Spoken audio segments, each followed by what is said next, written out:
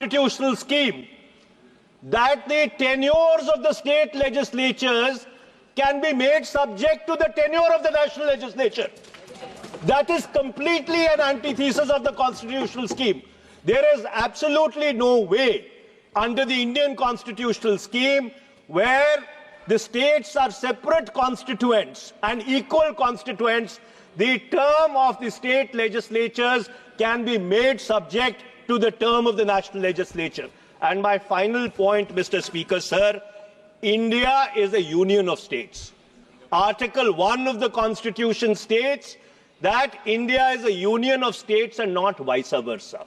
And so, therefore, this excessive centralism, which is sought to be brought into existence by this bill, absolutely militates against the constitutional scheme in its essence, in its entirety, and in its very object. And therefore, Mr. Speaker, sir, I would once again like to urge this House that the introduction of the bill and the consideration of the bill, because of the basic structure doctrine enunciated by the Supreme Court in the Kesavanand Bharti case, is beyond the legislative competence of this House, and therefore this bill needs to be withdrawn immediately. Thank you, Mr. Speaker, sir.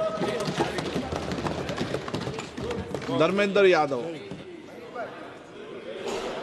धन्यवाद अध्यक्ष जी। मैं इस संविधान के 129वें संशोधन अधिनियम के विरोध के लिए खड़ा हूं। अध्यक्ष जी, मैं समझ नहीं पा रहा हूं, अभी 2 दिन पहले संविधान को बचाने की, संविधान की गौरवशाली परंपराएं की कस्में खाने में कोई कमी नहीं रखी।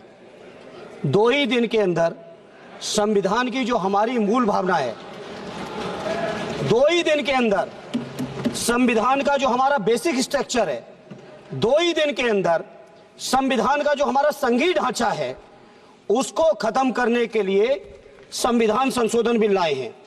मैं मनीष तिवारी जी से सहमत हूं और अपनी पार्टी और अपने नेता आदरणीय अखिलेश यादव जी की ओर से कहना चाहता हूं, ये बिल पूरे देश के जो अलग अलग भेष भाषाएं, संस्कृति, क्षेत्र की जो मान्यताएं हैं, जो हमारे संविधान निर्माताओं ने बहुत सोच विचार के मंथन अध्ययन करके ये संघीय ढांचा तैयार किया था, राज्यों का गठन भी किया था, संस्कृति के हिसाब से, क्षेत्र के हिसाब से, भाषा के हिसाब से, परिस्थितियों और समय के हिसाब से।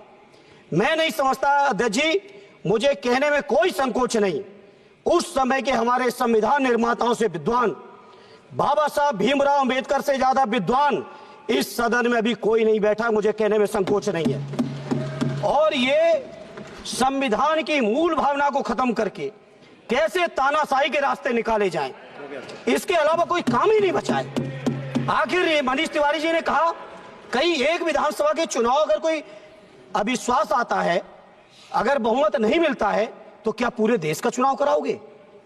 पूरे देश का चुनाव कराओगे? और ये लोग एक देश, एक संविधान, एक चुनाव की बात करते हैं। जो लोग 8 विधानसभाएं भी एक साथ नहीं करा पाते हो, मौसम देख के तारीखें बदलते हो, वो लोग बात करते हैं एक देश एक चुनाव की। इसलिए अध्यक्ष जी,